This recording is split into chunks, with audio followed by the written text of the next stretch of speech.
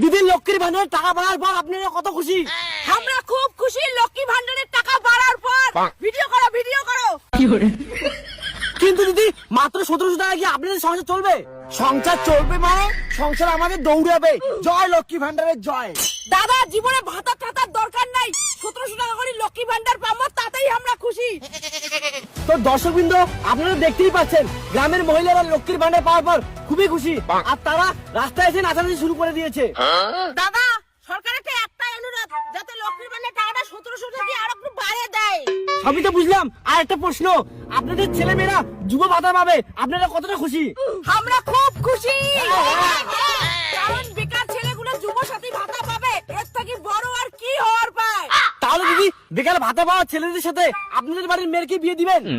না একদমই না, আমরা কি পাগল? ওই বেকার ভাতা পাওয়া ছেলেগুলোকে আমার বেটির সাথে বিয়ে দিব? 1500 টাকা দিয়ে কি সংসার চলবে? আমি তো আমার মেয়েকে সরকারি চাকরি হলে ছেড়ে ছাড়া বিয়েই দিব না। আর দিদি আমাদের রাজ্যে চাকরি নাই, আর যাদের চাকরি আছে চলে যাচ্ছে, এ বিষয়ে আপনার কি মতামত?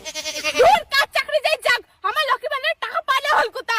জয় লক্ষ্মী ভান্ডারের জয়।